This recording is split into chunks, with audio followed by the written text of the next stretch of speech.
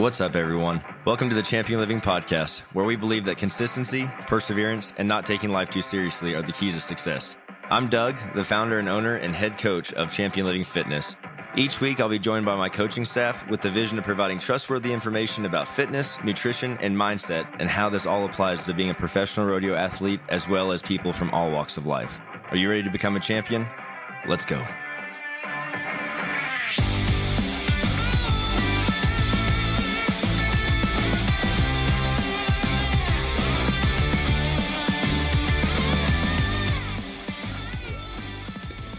Olympics is crazy, dude. Did you see someone put together a swimming run from the Olympics and put the winner, well, I forget what her name is. The girl, she's got a ton of medals. Anyways, they photo cropped it in somehow, like overlaid it on a regular person's swimming race. Oh. And they put her on top of the other ones, and it was insane to see the difference, because we know that they're doing unreal things, but for the average human that doesn't understand maybe sports that much, or how much training and just many reps in their whole entire life has been that one thing, goes into it. So they're all stacked in there very close, and you're like, "That's really close race." It's like, dude, if you put those against the average human being, like, first of all, the average human being is probably going to drown half. The men's 100-meter the other day. Did you guys see that photo finish? Yeah. Yes. That was insane. Insane. And that was like, was that a record-breaking time too? And all of those guys were that close. Mm-hmm. So any one of them were that close to breaking the record. So cool. Wild. It is wild. I love it. I get hooked on the Olympics, winter and summer. Once they come on and I start watching, I'm watching like all day. Yeah. I love the Winter Olympics. Winter is my favorite by far. We lived in Alaska when I was younger and did a lot of skiing, and we actually were really competitive in downhill ski racing. And I thought until about the age of 12, like, that's what I wanted to do, was be a professional ski racer. Every kid wants to be a professional athlete of some kind. So when you suck at the sports, you just become a coach, right? Yeah. That's funny. You can't do coach. I feel like there's two camps of people. I feel like there's people that, like, they watch everything at the Olympics. It's like always on. And then there's people that are like, wait, the Olympics are happening? Yeah, it's happening. You know what it's like? And if it weren't for social media, I wouldn't even know what was going on. I haven't seen the first single event. I've talked to a couple people, and they're like, I was like, have you watched any of the Olympics? And they're like,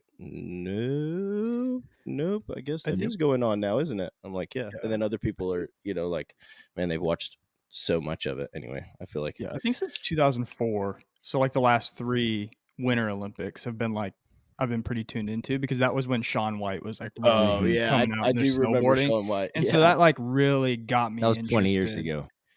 Yeah, that was a while. So how many Olympics was that? 4 Olympics then? Is that 4 Winter Olympics have happened since then? Every 4 years, right? Yeah, 2004, 2004. Yeah, maybe 4, and then this would be 5. 4, 8, 12. There's an Olympic in 2004. 16. There's an Olympics in 2008. 4. And then 20. Was there? Yeah, Tokyo is 2020. Yeah, but that was summer. Yeah, so it's every 2 years there's an Olympics, but it's every 4 years there's the summer or the winter. Yeah.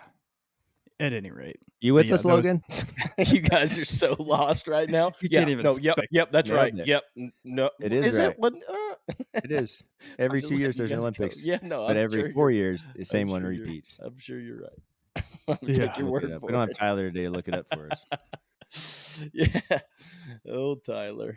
Yeah, I think I've watched every Winter Olympics since then. Summer, like, not so much. Like, I just haven't. Summer sports just never really took me. But now, different pursuits and passions in life have definitely made me more interested in watching. Yeah, like the Olympic lifting right now. Absolutely, that stuff is mind-boggling. They are accomplishing feats that people should not be able to lift that much weight.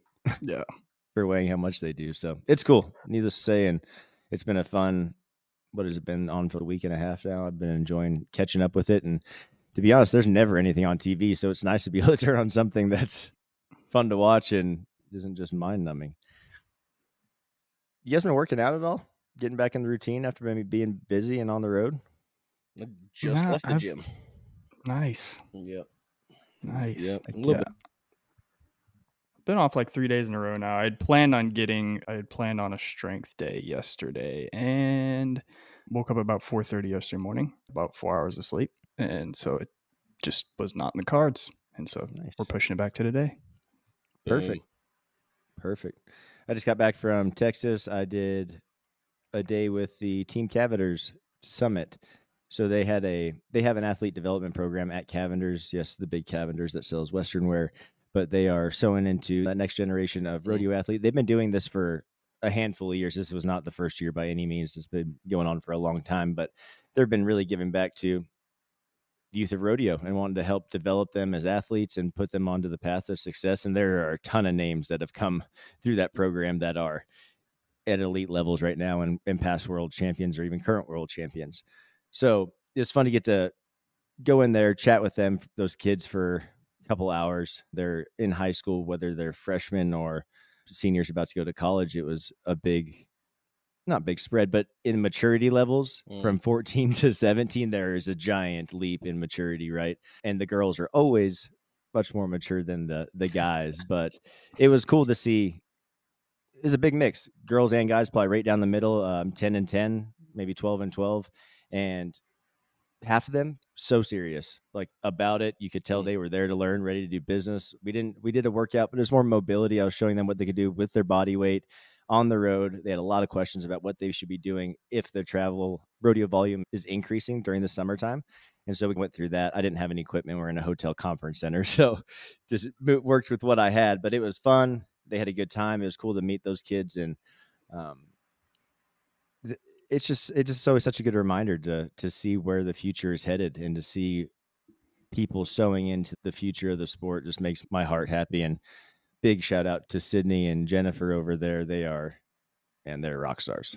So had a good time. Just got back yesterday. I did not work out yesterday either. I was trashed from traveling. Messes me up bad, dude. My body just does not like it. So I did a little stretch before I went to bed and got up this morning and got after it. I'm feeling good. I did have some Bambi legs going up the stairs, so I may have done a little too much, but that's okay. Yeah. I tried to sneak in a workout the other day while we were in the middle. I had like maybe a day and a half off of the setup and teardown group. And I thought, man, I slept pretty good last night. And Lacey was going to the gym and I'll go. And so just to save time, she was going to do lower body. So I'm like, all right, I'll do lower body too. But instead of having to rack extra weight on and back squat, I'll just use her weight that she's using and I'll just do split squats. You know what I'm saying? Like, I'll do split squats instead of just back squatting. So I did split squats, which I haven't done barbell back squats for who knows how long. And so I did split squats. We had a handful of other things in there. And were your legs trapped? I had to get a step stool to get up on the flatbed trailer so I could tie freaking panels down. I was like, that was such a bad idea. What you knew better. And wild, like how we overestimate ourselves all the time. Dude, I was feeling pretty good. Or underestimate the work. Yeah, that's exactly right. It was like 115, 125, 135 pounds she progressed up through on her back squat. And so I'm like, you're doing that with split squats? Yeah, 8 reps a side or something like that. Think about that in dumbbell. Yeah, think about that in dumbbell language. That's holding 80 pounds and 80 pounds a side. Yeah, it is heavy. And I was like, wow, it didn't feel that hard at the time. Turns out 2 days later, I needed a wheelchair. So, anyway, I'm like back normal now. I did the legs yesterday. Got your life alert button to help you get off the life alert. yeah, life alert button. Straight up. If you would have done just the barbell, you would have been sore. Just from the time that you had so much time off. Yeah. Like, oh yeah. Yeah. You need to follow my broadcast channel, dude. Yeah, life is. I don't know. I peeped at your volume this morning, and I was like, I don't think I want any of that today. It's so light. It's 95 pounds. Yeah, I know it's light, but just the reps. Oh. I only got to 15 reps a side, like, per thing. I know. So I cap out at 8. I'm an 8 rep guy. I'm an 8 rep guy. You can throw all the weight on there you want, but I'm done at 8. I'm done. That's funny. That's funny. Yeah. So I'm just now getting back to normal. So anyway, here we are. Good. It is good. Yeah, and everybody is. I had a really cool message from I don't know if she is a client. She's not my client, but she may be one of our other coaches' clients. But either way, I've had some communication with her on Instagram, and she had a great question. And I thought it'd be a great episode, and I ran it by you guys last night, and you're let's roll with it. So we are going to cover today why you're like you're trying to lose weight, but why the things that you're doing are not working. And more specifically, we're going to talk about why cutting your calories and increasing your cardio is not working on your weight loss journey.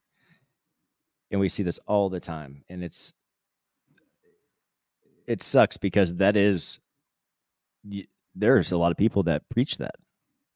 Right. And that has been preached for a long time, I think. Yeah. It's a culture. It's a weight loss culture. If we're honest, if it's done correctly, it should work. Should. But there's a big disconnect between doing it correctly and what people assume it should look like. Hui has the best gear because it's tough. It's durable. It withstands the test of what we put it through. And that is why I am a big supporter of Hui brands. Guys, from hats, apparel, whatever you need, they've got you covered. They are the perfect blend of rodeo style and athletic performance. You can check them out at huibrands.com. Use our discount code ChampionLiving, all one word, is going to save you a little bit at checkout. In this instance, this person has been training, has seen some success in losing the weight, and they did that by putting themselves in a calorie deficit and adding cardio exercise. Cool. Very beginning, first 4 weeks, 6 weeks, they're seeing great changes. From there on, we haven't been seeing changes. So initially we go to, I should cut more food and I should do more cardio because that's what got me there. And she continues on. We aren't losing weight. If a little we're bit's hungrier, good, more we're not should be feeling better. good. Yep. Everything is not going well. And so I want to lay this all out today and get it out there. What someone should do. If your goal is to lose weight, that you should follow this regimen or routine, and you're going to be on a great path to success in your weight loss. Again, not going to happen overnight, but there are some things that you have to do correctly and have to know what you're actually talking about to make those adjustments, right? And it's not that person's fault that they assume that's what they should do. I would naturally assume that as well if I hadn't gone through the education that we had gone through, right? Yep. So let's line it out. And Logan, I hear you talk about this all the time, but let's explain the energy balance, the equation. Yeah. So technically, really, when it all comes down to calories in versus calories out, if you burn more calories than you consume, in theory, based on what we know about the human body, you should be losing weight. And so when that kind of sets up the whole stage for this overtraining syndrome or burnout of cardio or whatever you want to say, because if we know that if we eat less and we do more, we will lose weight. It's not exactly the same for everybody. And what I mean by that is that our individual metabolisms come into play when you're talking about calories in versus calories out. And so I weigh 195 pounds. At me, like I'm probably somewhere around about 18% body fat. Not super lean, not like super tubby. But if you took somebody else that was my height that weighed 195 pounds, but they were more like 25% body weight, or maybe 25% body fat, or 10% body fat, right? Like just say they're a little less muscular than I am and they're packing around more body fat. I am going to burn more calories just at rest than they are, because muscle requires more calories just to survive. So everybody's metabolism is going to be a little bit different based on the amount of muscle mass that you have in comparison to body fat. So that's where we get in trouble with the calories in, calories out, which is 100% accurate. It's a fact. But it's not the same for everybody. Just because Susie is eating 1,200 calories and it's losing weight and it's working well, then if I only eat 1,200 calories, I'm going to get the same results. Everybody's built a little bit different in their metabolisms, a little different. I think that's important to get out like right up front, because when you scroll through social media, like obviously all three of us, we probably follow more nutrition and health people than not, or more than the normal person would. And so like anytime you see somebody like giving this recommendation, like you have to burn more calories than you're consuming, there's always somebody, somebody in the comments saying that's not true. That doesn't work for me. That like, it's my whatever, like my hormones, it's my this, it's my that. And that's where they're missing the boat, is there is an individual variance here. Yeah. And the law is still the same, but your calories requirements are probably different than what you thought they were. And so the two big mistakes that people make is they either, one, miscalculate the calories that are going in, which is very easy to do unless you're meticulously weighing and measuring everything, or two, they're misestimating, doing it wrong, the calories that are going out. Yeah. Yes. Overestimating the calories that they burn throughout the day, or a mixture Right. of both, which is what I think the majority Probably the of most people, common. Yeah. the majority of people do. They think that they go run for an hour and they burn 750 calories. You know what I'm saying? And then That's they're what like, the treadmill said, so that must be true. Exactly. Oh, right. man. There we go. Yes, that's exactly right. Or that's Yes. what my iWatch said, or whatever. All of those things are going to have a little bit of room for error in there. Or I love I'm eating pretty good. Okay, what did you have for lunch today? I went to Chick-fil-A instead of McDonald's, and I had a chicken sandwich with fries and an unsweet tea. That's great. That is, by the world standards, good food. That's also 1,000 calories. American standards. You know what I'm saying? Like that's like that by American standards. That's also so we underestimate how many calories are in some of those things, and we overestimate how many calories we're burning. I couldn't agree with you more. Yeah, and you talked about muscle mass being more, it costs more energy to operate. Other factors, though, it's not just muscle mass, right? Your age, your activity levels, your sex, all of these things can affect what your metabolism is doing. If one person is doing something and you copy them and it doesn't work, it makes sense because we're different. We all have different metabolisms. We're all doing different things. And so it's important to really be specific with that part and finding out how much energy you need to burn essentially throughout the day to operate your body. And then what that is plus the activity level. Yeah. Somewhere, hey, what's the recommendation that you give on just a basic calorie cut if someone wants to lose weight? I never start with any more than 500. Typically, I'm going to lean more to 300 for a minute and just work our way in. But I would never cut somebody.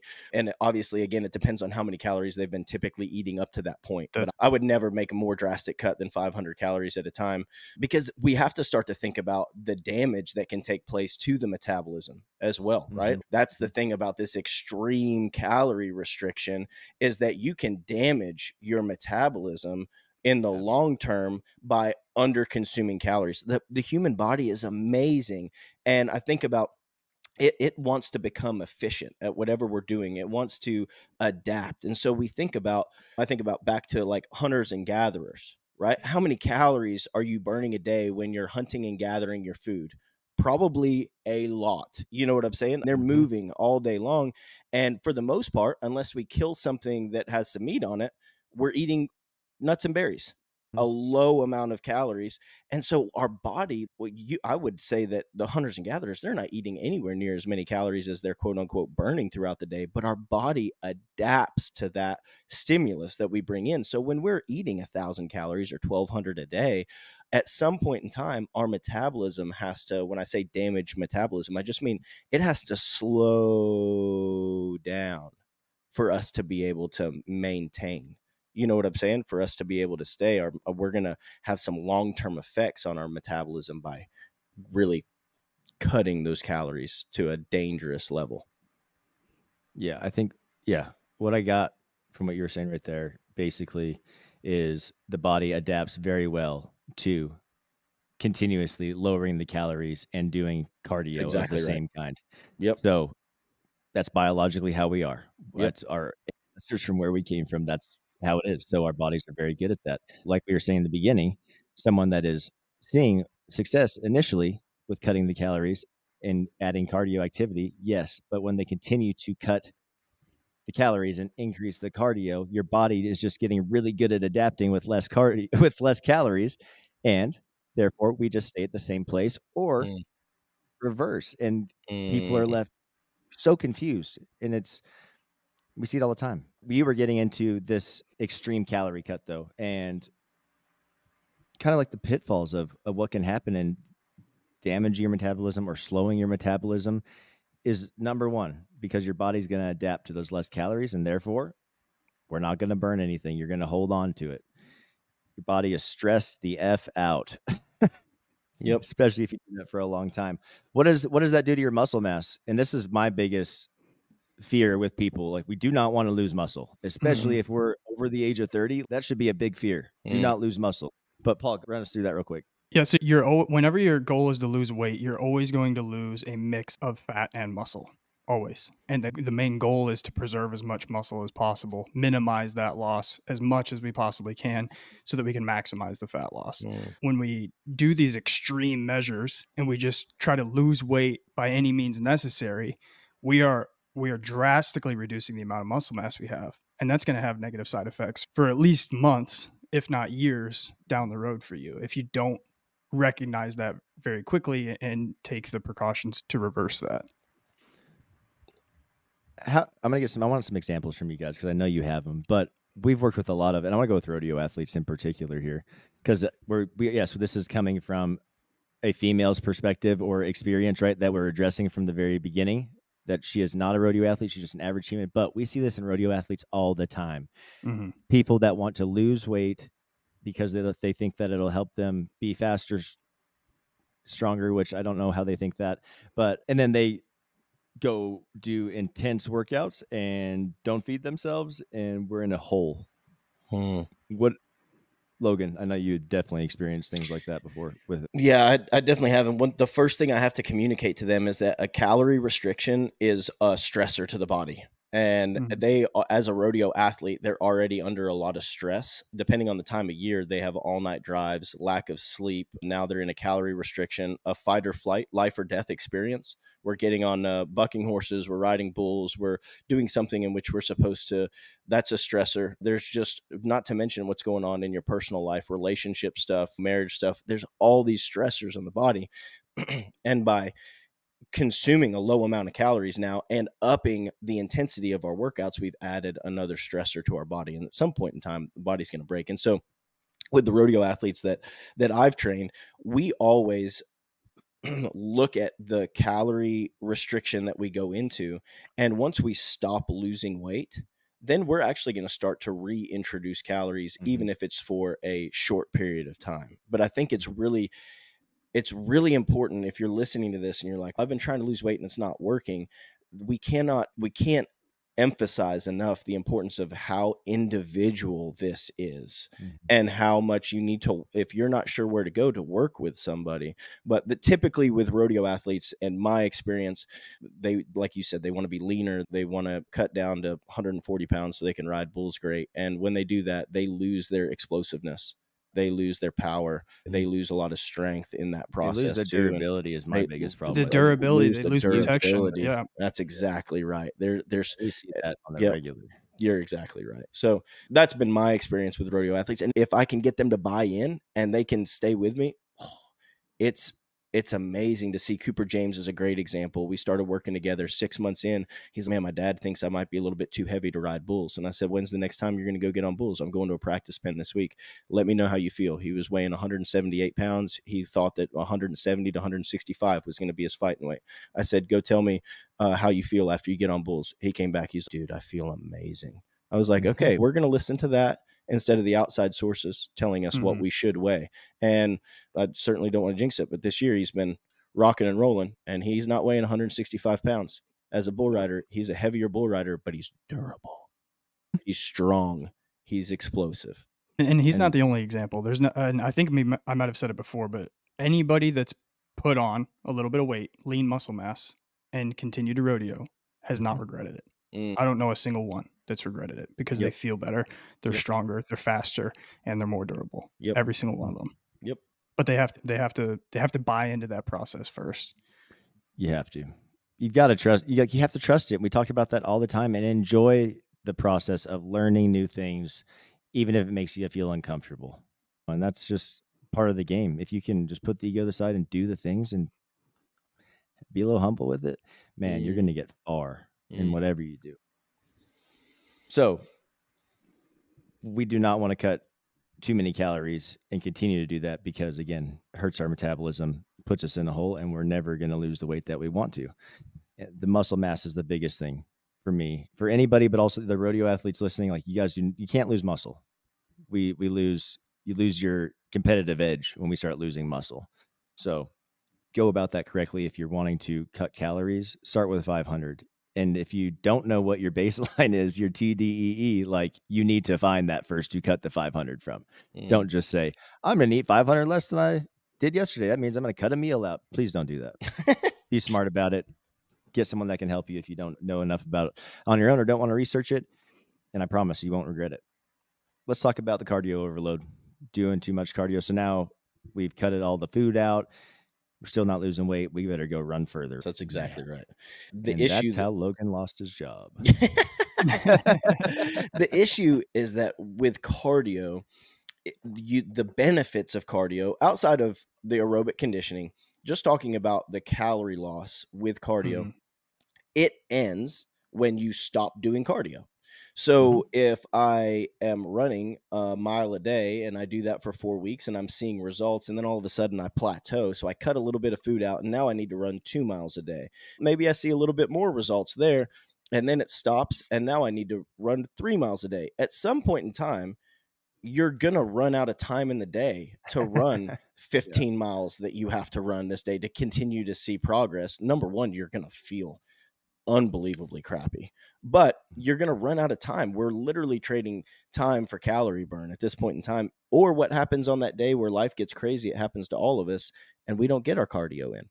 We don't burn those calories that day. So now we've taken a day and pushed pause on our weight loss journey. Is cardio bad? No. Is cardio overload of doing cardio every day to lose weight not the most efficient way to do it? That's exactly correct. Yeah.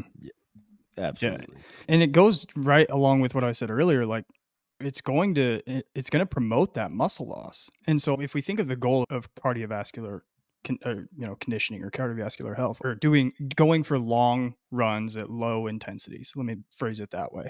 Your body is trying to, the adaptation that your body's going to want to try to adapt there or drive is it wants to get better at going further for longer.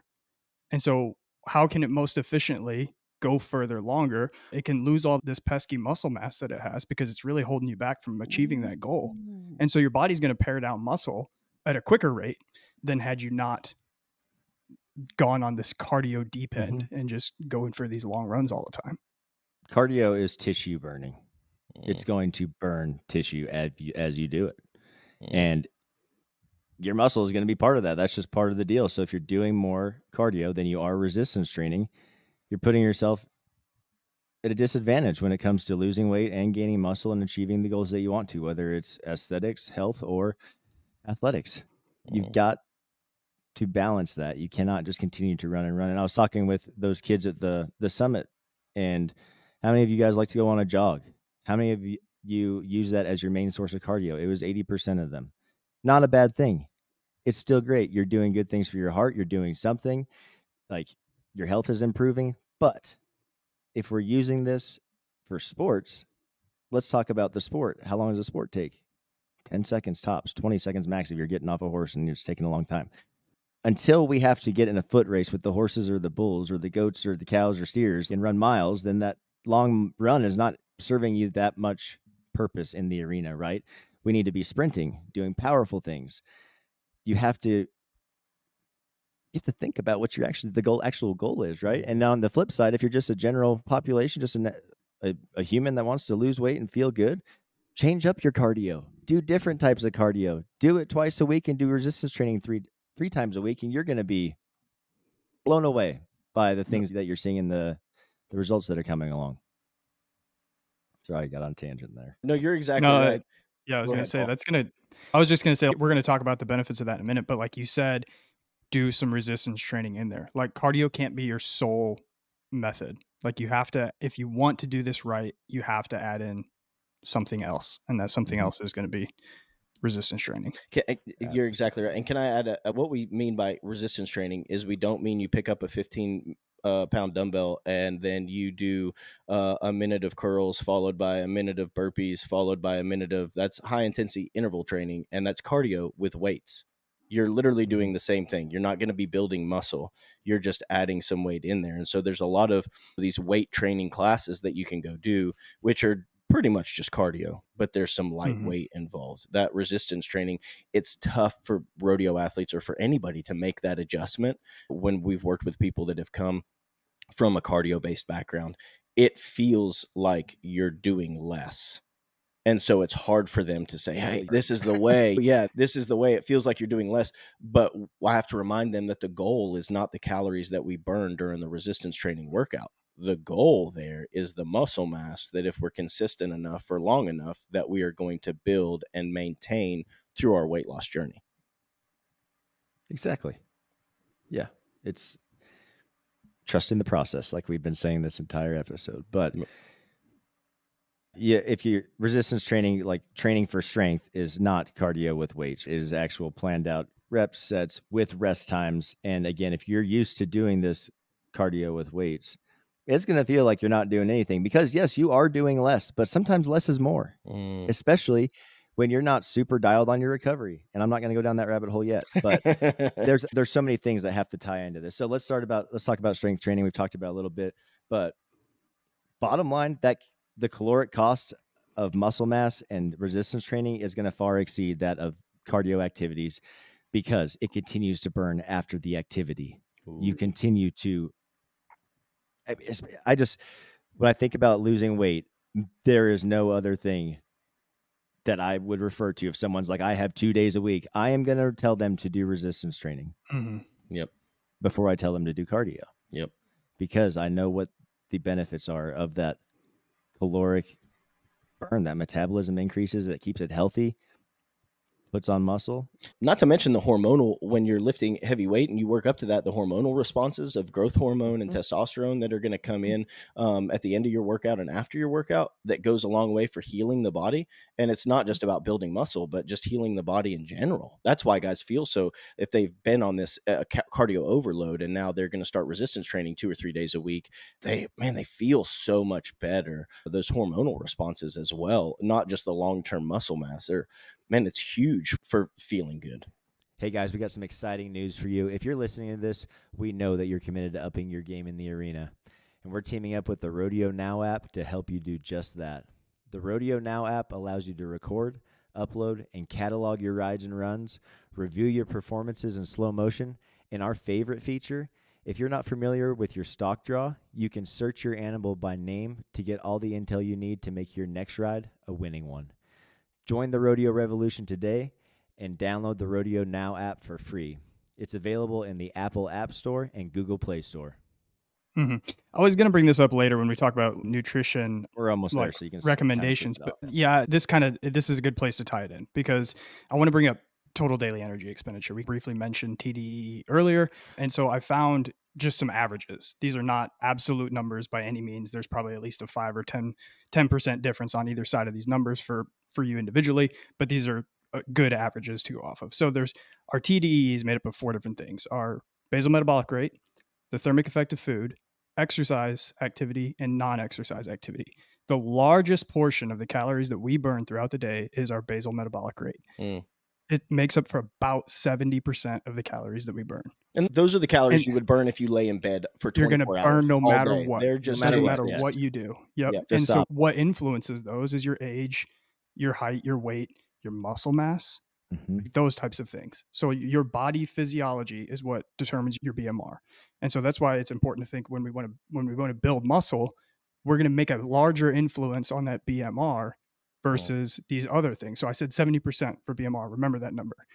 Non-exercise activity accounts for about 15%. That's the next largest thing. So that's walking your dog, or walking to and from your car, tapping your finger on your desk at work, fidgeting, yawning, dancing in the kitchen when you're cooking, whatever, like things that are not specific or intentional exercise. That's 15%. The next largest one is your thermic effect of food, the calories that it takes to digest the food that you're eating. And now there's one more that I haven't even mentioned yet. This is the smallest one. Your exercise activity makes up about 5% of the total calories that you burn throughout the day. 5%. So it doesn't matter if you're trying to get more out of your cardio or your strength training or whatever, it's not going to move far from that 5%. You might get it up to 7.5. You might drop it down to 3.5, but it's not going to be far off that 5%. So if you want to make big long-term changes, you need to be trying to influence that BMR. And the way you do that is by increasing your muscle mass. I just want to touch on, we say this for every recommendation when we talk about strength training, but if there was 3 or 4 lifts that you would suggest someone start with, I'm going to go with compound lifts. You guys with me on that? Yep, for sure. So squats, deadlifts, presses, simple. Yep. And you can stay light. If you're just starting, don't know how to do it, do some research, especially if you don't have a coach. Find out correct form. You can go to our YouTube. We have all kinds of demo videos there that we talk you through these movements. But start with lightweight. Master the movement. If you master the movement and the technique, the weight will come. You will naturally start putting on more weight because it'll become easier each week. And if you're moving well as the weight is going up, you are going to see gains way faster than a lot of people that put the priority on just lifting as much weight as I can because that's how we get strong. It's actually the opposite. If we can move well and contract each muscle correctly, man, that makes each rep that much more efficient and effective. I just think about that. If we're going slow, if I'm going to do the rep, might as well get 100% efficiency out of it. Yep. Or else what am I doing? So just moving slow and focusing on tempo. And if you don't know what that is, you can go back to our prior episodes. We talk about tempo a lot. But you had segmented into the nutrition side of this and talked about your BMR, your TDEE, what makes up, what percentage of calories actually are your workout. And it's a very small amount. Mm-hmm. And even on my Whoop, man, I could have a killer workout in an hour. I'm lucky if I burn 500 calories. Yeah. It's tough. And that's why all of that non-exercise activity, NEAT, is really important it's important to have a busy life, to have an active life, walking around, going upstairs, whatever it is. My workout accounts for, again, 500 calories of my burn throughout the day. Let me see what I burn on an average day. And I'm busy here. I'm irrigating, I'm doing stuff. But on average, let's see, calories is what I'm burning a day. And your 500 calorie workout is probably an outlier on the high end. Mm-hmm. Normally for most people, it's probably going to be closer to about 200, 250. Let's see what today's was, if it registered it. So today it was a 6.8 strain. So that's just medium. It felt way more when I was doing it, but this was, let's see here. Yeah, that was only 224 calories. Mm-hmm. And I was 30 minutes at 60 to 80% of my heart rate. So not going hard, just going steady pace. Definitely was breathing hard. Had to make a couple pain faces while I was there, but it wasn't too bad. But again, it feels like it should be more than 225 calories, right? For sure. And going for a run for that same amount of time should feel like it's even more. It's probably only 25 to 50 calories. Yep. It's crazy. So let's get into that's like half the an nutrition. Oreo. Yeah, straight up, dude.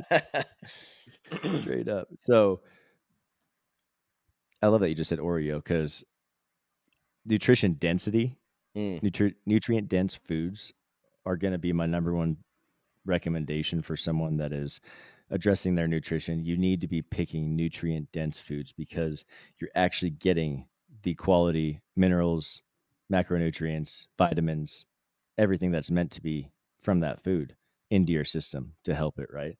When we start getting into processed foods, we are lacking in a lot of these vitamins and minerals, and we are adding in preservatives, which are not natural to our body. And a lot of times the side effects of a lot of the things put in preserved food or processed food is inflammation. See a lot of bloat, holding weight, don't understand, can't get rid of it. Could be at the source of your food. So focus on those nutrient dense foods. And my biggest thing is when I look at the foods, if I'm going to say it's nutrient dense, it's on the outside of the grocery store for the most part, right? Your vegetables, your fruits, your meats, your bakery, those things in the middle are all meant to last for a long time, and more or less probably can affect your goals. Yeah. You want to burn more calories? Let's go back to our TDEE chart there. So I said thermic effective food was about 10% of your total calories.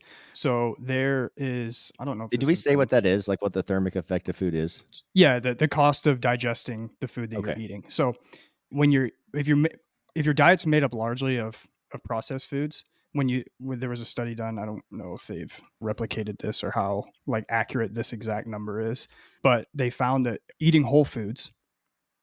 So yeah, there's several references here. So it looks like this might be good stuff. Whole foods versus processed foods, you're going to burn 50% more in your thermic effective feeding with whole foods than you are with processed foods. That when you is think about wild. Processed foods are meant to be consumed like a lot. They're Yeah. tasty.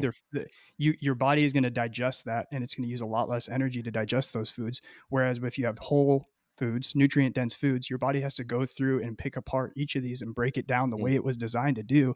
And it's going to cost up to 50% more calories to do that.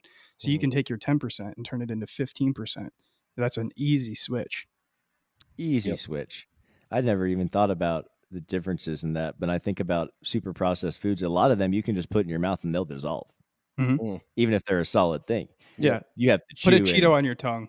It just goes away. It goes away eventually. Yeah. So you get that into the stomach and it's gone instantly and fills up no space. All of a sudden we are hungry as hell again and not understanding why. So focus on those nutrient dense foods. And this is where I think we should start getting into macronutrients, because now that we're looking at high quality foods, we need to be eating balanced macros, and our macros are our proteins, our carbohydrates, and our fats. Simple. You just need to focus on those three things. When we start talking about weight loss, what are some percentages that you guys usually suggest? We're not dietitians, we're not nutritionists. These are just our suggestions from our experiences. Yeah. Typically, I look at like total daily calories, breaking that down into like percentages of these macronutrients. Protein is probably going to account for somewhere between 20 and 25%, typically speaking. Can we do something real quick? Will you just lay out we're not losing weight, we're not gaining weight, just I want to maintain where I am, where you would be for that, and let's go from there. Yeah. Typically, I would still be, if you're maintaining weight, I'm going to give you somewhere between 20 to 25% protein. That's where I'm going to be calorie wise. When it comes to fats, a lot of times I'm somewhere around 20% or so on fats, and then the rest I'm going to fill up with carbohydrates. This is for the average individual, and we're talking about obviously quality carbohydrates, like we've just spent the last few minutes discussing. Real food, not processed carbohydrates. And that's how I would make it up. I plug and fill. The most important for me percentage to calculate first is the protein intake, because that's where I want to get them. I want to get them making sure they're getting enough protein.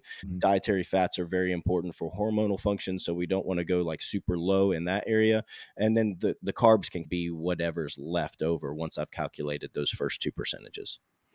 Yeah. And roughly the NSCA recommends that it's 1.2 to 1.8 grams of protein per kilogram of body weight, no matter what kind of athlete you are. Yep. And that had changed from prior. But now we start getting in, our goal is to lose weight. Something very specific has to happen with our protein. What is it? It's going to increase. We're gonna up our protein. We're gonna bring that up to maybe 30 or 35%. 25 would be the very bottom, because protein fills you up. And so not only does it give you the building blocks for building and maintaining muscle, but it also makes you feel full. And so if you're eating more protein, we could pull some of those percentages, right? If I move you up to 30, 35% protein, I keep you at 20% fat. Now I pull some calories away from carbohydrates. We're in a calorie deficit and going to be losing weight, but you're going to be like, there's no way this is going to work because I'm so full. I'm so full all the time, but you're actually in a 500 calorie deficit. We just pulled those calories primarily from carbohydrates. And so go ahead. I was just going to say, I feel like I'm on this thermic effect of food kick today, because that's all I'm thinking about. But protein has the highest thermic effect of food. So you're only holding on to about 70% of the calories that you're consuming of protein. So it costs 30% of what you're taking in just to digest it. Yep. And if you take whole foods like we're talking about, and you have a well mixed plate of protein, carbs, and fat, heavier on the protein, and you look at that plate, it probably is somewhere in the neighborhood. A big plate could be, let's just say, 600 calories. That's a big plate.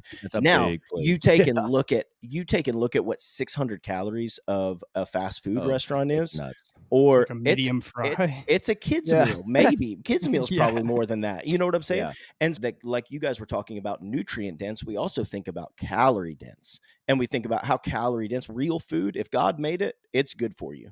And shopping around the outside of the grocery store, they're not very calorie dense, and they're nutrient dense. So you can eat a lot of it as much as you want to. People are like, am I going to overeat chicken? protein sources? It's Probably gonna take not. some Like, work. it Yeah. takes, you're going to get sick of it. You know what I'm saying? But that you can eat as much as you want to. And for most people, when they make that switch from eating a high processed food diet to now primarily, they eat more, eat as much as you want to, and they're going to lose weight. more. And not only are they going to lose weight, but now we're resistance training, and all of a sudden the weight's going down, and my jeans feel a little bit different. My shirts are fitting Muscles a little going tighter up, body across the fat's going shoulders. I'm down. building a Yep. little muscle. Metabolism's working better. Hell yeah. Exactly. We fire up that metabolism and get it rolling. Yep. One thing we haven't filled in here is a lot of people talk about like meal timing, but I just like to have a plan for my meals when I'm going to have them. So now that you know how much you need to eat, what of each, the protein, carbs, and fats, you have your list of foods. You know what proteins are, you know what carbs are, you know what fats are. If you don't, go back to our past nutrition episodes. We hammer on all of that, give you like examples of everything. So now that we're there, we need to plan this out. And this goes into time management. Eating this way is not going to be easy. Going to McDonald's and all that is easy. It's convenient, yes. But if your goals are to be healthy, to live longer, to compete better, to lose weight, to gain muscle, we have to adhere to these nutrition guidelines, and we have to eat higher quality food. So you're going to have to plan what you're eating. Really easy way to do that is once you have your TDEE, your total daily energy expenditure, those calories, you have your percentages of your protein, carbs, and fats. Now you're breaking that down by day. So let's say for me, my protein is 180 grams of protein, like 300 grams of carbs, and I don't know, like 70 grams, 80 grams of fat. That's not right, but I'm just throwing things out there. I would break those down by, I do 4 or 5 meals because I can't do that 600 calorie plate. I'm not good at eating a ton of food at once. I'm more of a grazer. I know I can eat a lot throughout the day continuously. So I'll take those 3 numbers and divide them by 5. And if I have 5 meals a day, I need to have this much protein, this much carbs, and this much fat. So 180 divided by 5 is a little over 30 grams. 300 divided by 5 is 60 grams. I don't remember what I said for fats, but it's somewhere about 10 to 15 grams of fat per little meal. So you don't have to just eat 3 meals. It can be any way you want. Get it how you live. Yeah. Whatever works for you, do that. And I have clients that they eat 2 meals a day, but you know what? They eat mounds of food, dude. Like, I'm so impressed when I see their plates, but they get it in during those 2 meals, and good for them. It doesn't matter. And same thing goes for intermittent fasting. Is a huge thing that we hear in the weight loss industry. Yes, it works. But the thing that is missed is even though you're fasting for those hours, you still have to get the food in during the hours that you can eat. It's not, you don't fast and then eat less food. No, you fast and then eat the amount of food that the TDEE that you need, and then you continue to go on. Yep, you're exactly right. It's planning ahead, and that's what I always tell clients is you have to think about the next meal before it's actually there. You can't just go to work like, hey, I'm going to have a cup of coffee for breakfast. Go to work, I get caught with, go ahead. I just want to touch on something. You said, could you eat chicken all the time? Yes, but you get really tired of it. Variety is really key in this as well. Like, your body will almost adapt to that same kind of protein if you eat it over and over. I have a real life example. It's in my early coaching days. I own the CrossFit gym. We were helping this guy out. He saw great results, and he saw results doing these workouts and eating chicken and rice. And he correlated with that, with the meal and with the exercise. This man did nothing but eat chicken and rice for 2 years. And there came a point where I was like, dude, what's happening? What is your nutrition like right now? Because you are not changing. Nothing's changed. You're actually gaining weight. And his body had almost reversed its effect of, there was no variety. He ate the same thing over and over. So getting that variety is important, not only for your body, but it'll keep you interested in your food. Yes. And excited to keep eating that way. So get some cookbooks, look up some stuff on Instagram or Pinterest, use your resources. It just takes time and a little bit of get her done. Yeah. And like, you shoot us DMs too. We've all got, my wife has a bunch, she's got 7 or 8 meals that are in rotation at all times that with 4 kids, they don't take a lot of time to prep, and they're pretty solid. But you got to think about that next meal before you're there. You can't get caught with your pants down at lunchtime on the job site and be like, oh, well, I didn't bring anything. What's for lunch? The closest thing is McDonald's. I guess we're just going to do that. That's how we end up there. We eat 2 meals a day. We don't plan ahead. planning ahead for me looks like a dinner. A lot of times if we have a birthday party or we've got something going on, or I'm going to be at a rodeo and there's going to be fair food there or whatever, then I think about my morning. That night before, I'm like, okay, in the morning I can have this, and I will plan my food so that I can go to that birthday party. I can have 2 slices of pizza. Am I going to feel great? Probably not. But you know what? It didn't wreck my day because I prioritized protein, some carbohydrates for breakfast and lunch, a snack in there. I had very little fat by the time dinner even got there. So now I know that I can eat that pizza and it's not going to wreck me for my day. But it all takes thinking ahead. And that's the most difficult part to get started, is the willpower that it takes to just think about the next meal before it's there. You do not have to spend 10 hours on a Sunday prepping food for the week. I have never once done that. And that anybody that tells you got to prep, like, there can be some prep that goes in, but it does not have to be a day-long thing where you got to spend $500 a week at Sam's Club to be able to eat healthy. You can eat healthy organically. I've said this on the podcast before, and it's still true. At Sam's Clubs, rotisserie chickens are like $5. Dude, I remember when we posted you saying that the last time, and we got so much. People were like, "Oh, this guy doesn't know what he's talking about. Where are you getting your $5 chickens?" We literally just bought one the other day. I know that they are there, right? The more expensive thing is the veggies, but like those rotisserie chickens, if you're by yourself, that's probably 2 meals. Like you can, hey, little hack on a rotisserie chicken. Sam's Club chicken, probably a crow. That's why you're getting it for $5. Yeah, maybe. But you can throw that thing. You can throw that thing in a big gallon Ziploc bag, the whole thing, and then just roll it around. And all the meat will fall right off the bone. Oh, you just changed my life. Done. You just roll it around for a while. I pick those things apart by hand all the time. Yeah. Oh, I have to. I just learned that the other day. Just roll them around in that bag, and all the bones will fall right out. Yeah, bada bing, bada boom. You're ready to rock and roll. Feels very primal. So, you just changed my life. But you have to think ahead, is what I'm getting at. You do. You can't wait for the next meal. You've got to think about what's coming down the pipe today. What have I got going on, and how can I stay on track throughout my busy lifestyle? They have other goals. Like, I want to save for this thing. We want to buy a house. We want to do this. That one thing of not preparing for your meals now just put you behind on your other goals, because you're having to spend that unneeded money on the food that you went out on. And the best part is, a lot of people, I see this all the time, went to the grocery store, bought the food, didn't make it, and still went out and bought lunch because they didn't prep the food they had. Yep. And it's just, everything in life is so correlated. And the way you do one thing is how you do everything. So that could be a huge part too. Like looking in the mirror and saying, maybe I'm just being lazy and not getting it done. And that's okay. But if your goal is to accomplish whatever it is you want to accomplish, and it really eats you up that you're not, it's not okay. You have to have that look in the mirror and say, it's time for a change. And it happens one day at a time. We get so wrapped up in I messed up one day, it's over, I'm done, oh my God. And it's just not the fact. Just pick it up the next day and carry on.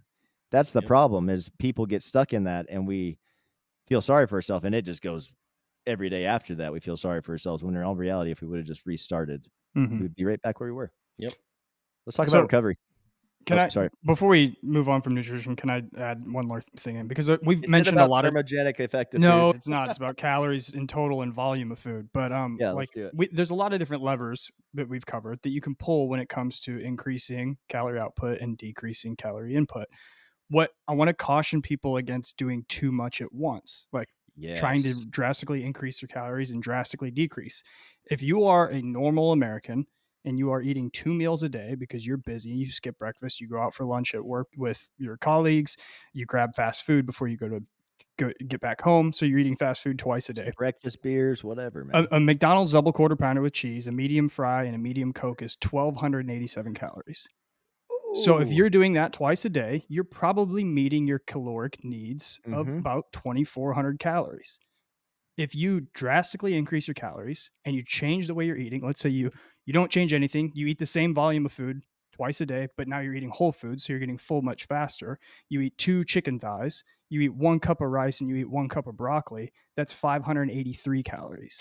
So if you make that change alone, you're decreasing your calorie input by over 1,000 calories. Do you have the macros on the fat, the protein, the carbs for the McDonald's? Because we start thinking about that. So those 52 grams of protein, 60 grams of fat, 145 grams of carbs. Is that per meal? Yeah, that would be per meal. Okay, so you're barely getting 100 to 120 grams of protein there throughout the day. If you're only eating that, Yeah. carbs, you're barely getting 100 and what? How much? It would be like carbs? 280. That's probably Okay. enough. You're getting That's enough probably carbs enough. if you're doing And that. fats, we are But at fats, you're way over. You're at 120. 120. okay. Yeah. Huge problem there, right? Huge problem. And what's the daily recommendation on fat based off of your body fat or body? weight, Logan? Mine. It's So like so for me, like like what no I have more than typed in there is 15 or 20%. 235 or 2,350 calories. My fat recommendation is 65 grams of fat. Yeah. yeah. Half of that. You could eat. That's You could have where- one of those meals and hit your goal. And Yeah. and I don't know about you guys, but the last time I had a double quarter pounder, a medium fry, and a Coke, I was still hungry afterwards. Oh, bro, God, I smashed my 2 of them guts right now. hurt. I can Yeah. smash 2 of them right now and have a banana. So not like, even be full. if you only eat fast food, like we're probably shooting low on your calorie intake.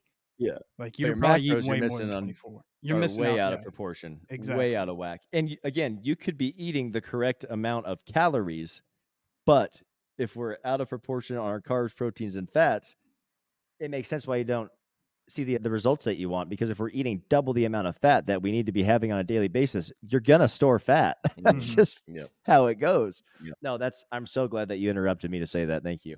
Yeah. That's what I see a lot happen is like people will be in that and they're like, I'm motivated. It's time for a change. I'm sick of this. I'm going to start working out every day and I'm going to start only eating whole foods. But you can't, calories are energy. You can't cut your calories in half and try to expend more than what you're used to and feel good. You're going to see weight loss happen in 7 days, guaranteed. And you're probably going to get a little bit motivated. Then you're going to get sick. Yeah. And you're going to go right back to what you were doing before. Yep. exactly It right. happens. We see that all the time, man. That's a great point, Paul. Thank you for bringing that up. And that leads right into the recovery. Like you have to do all of these things to get the prize. Y'all, if you're having trouble sleeping or you've got really achy muscles, Power Pro CBD has teamed up with us to bring you their tinctures and their warming lotions. Guys, these have been a crucial part of my nightly routine. Y'all can check them out at PowerPro, PWRpro.com. Use our discount code ChampionLiving, all one word, to save you a good chunk of discount.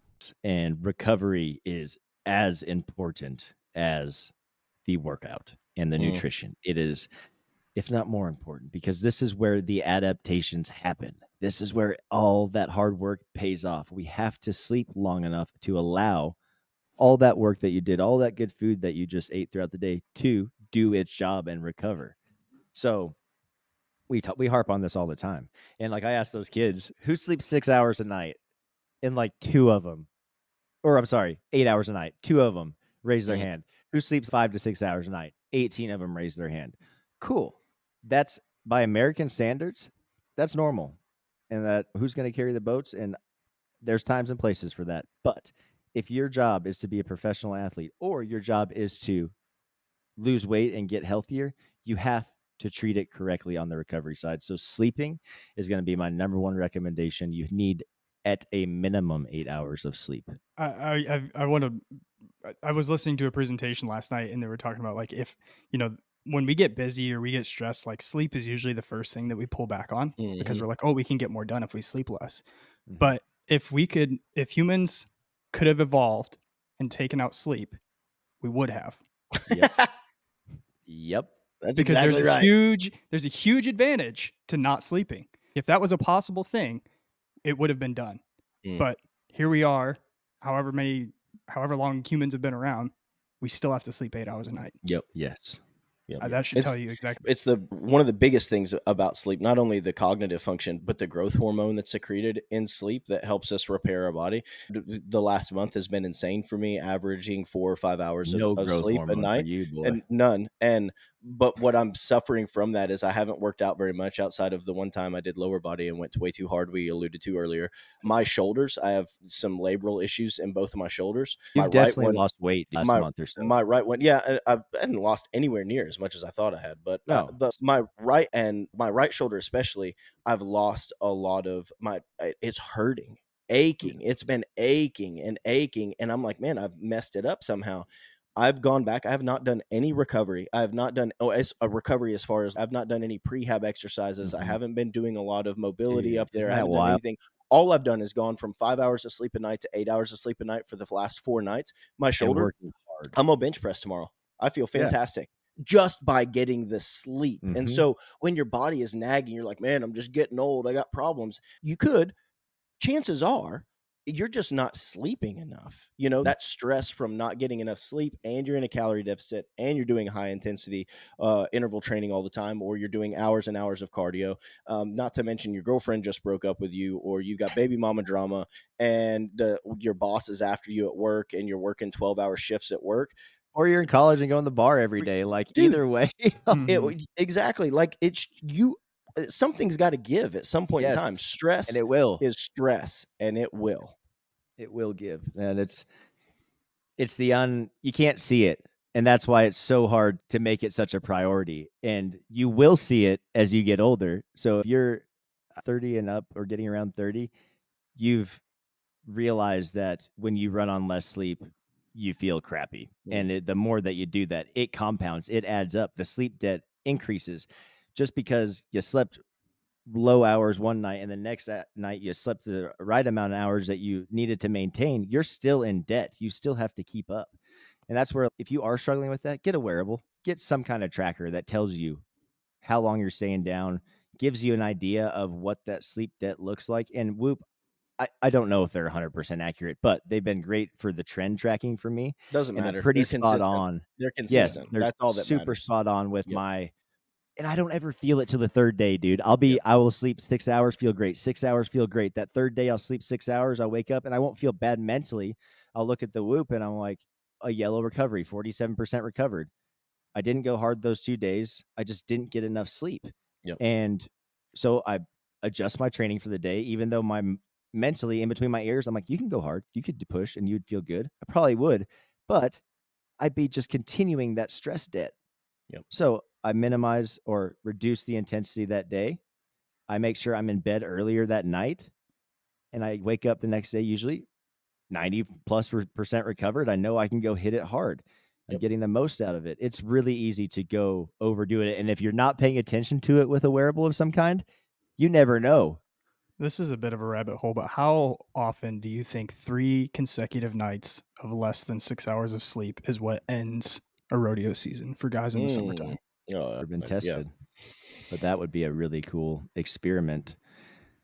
It would be hard to, because there's so many other factors with the travel, but like that alone, if you could compare someone that was prioritizing sleep, that had a sleep routine, like Caleb Bennett or someone who was going to be piecing out, not going to the party, going because he wants to ride well and then feel good and get up in the morning and work out and do his thing. It'd be cool to compare someone like that to someone that isn't doing those things necessarily and see. They'd have to be the same age or around the same age too, because when you're 18, there's a big difference between that 18 and 34-year-old. You know, we talk about that a lot as well. And when I was 18, we were all bulletproof. Didn't matter. Logan were driving the U-Haul up to my house to move in last year. He looks at me and goes, how the hell did we do this? Like, I hurt. We've only been on the road 6 hours. My body hurts. Like, we were just, it didn't matter then. We just went. That's the thing. It will catch up to you. And the prehab and the sleeping, Logan, with your shoulder stuff, it's so common to have. Sorry, we are down the rabbit hole. We're off the weight loss thing and the rehab stuff. But when you have injuries and even have them fixed, you have to continue to maintain them, or else that pain is going to come back because you're losing strength in it. Strength is the money, dude. It saves it all. It fixes it all. All right, back to recovery. Make sure you're sleeping. You need to be reducing the stress, because everything you're doing to achieve your goals is adding stress. And the stress is not bad. It's just something that we have to manage and cope with. There are bad kinds of stress, but this kind of stress is not bad. It can be if you don't recover. Burnout, I think.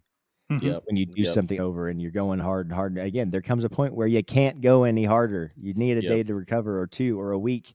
By definition, if you're reducing calories and trying to lose weight, like, you are pulling energy back. You have less energy. And so you have to keep up with that somehow. And that's the low-hanging fruit.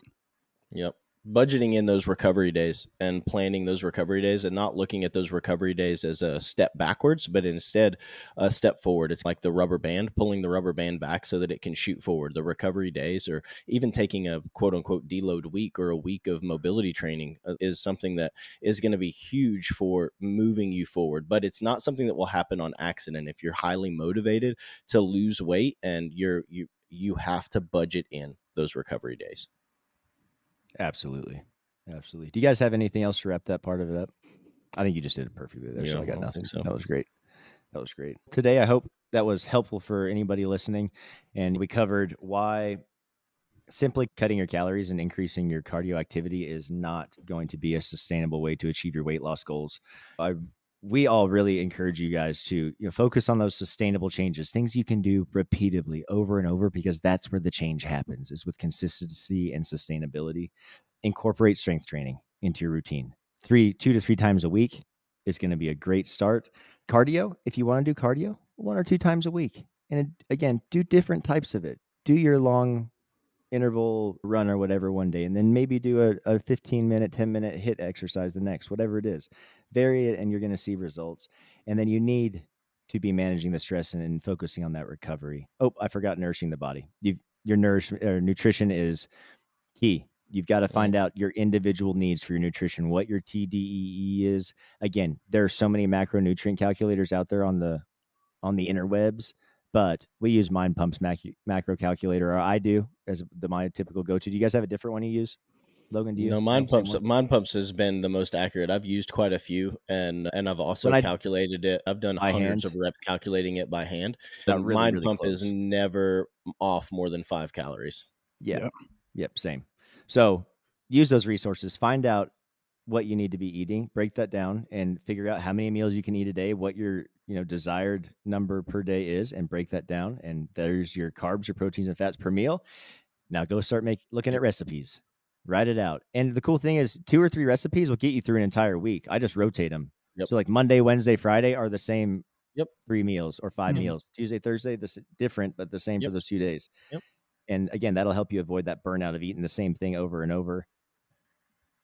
We invite you guys to, if you guys have any success stories, we'd love to hear about them and celebrate them with you. Or if you have any questions, like that's the whole reason this episode happened, was someone reached out and asked a question. And so we put together an hour and 10 minutes about it. We love it. We want to help you guys. We want to celebrate with you guys and be as supportive as we can. So we appreciate you guys supporting us, listening. If you give us or do us a huge favor and give us a review if your listening platform allows that. And an even bigger favor is if you know someone that could benefit from this episode or any of our episodes, show them our show. That is the biggest and best thing you could do for us, is word of mouth, so we can continue to do this. But guys, until next time, we'll catch you later. Lots of rodeo gear companies are coming out, but not all are equal. Beastmaster is really setting the bar when it comes to the equipment that is built for durability and designed for success in the arena. You guys can check them out at beastmasterrodeo.com. Use our discount code ChampionLiving24. That's ChampionLiving24. It'll save you a little bit at checkout. If you want to learn more about our coaches and program options, make sure to swing over to our website at www.championlivingfitness.com. You can fill out the Become an Athlete form to set up your free consultation and have all your questions answered by a coach.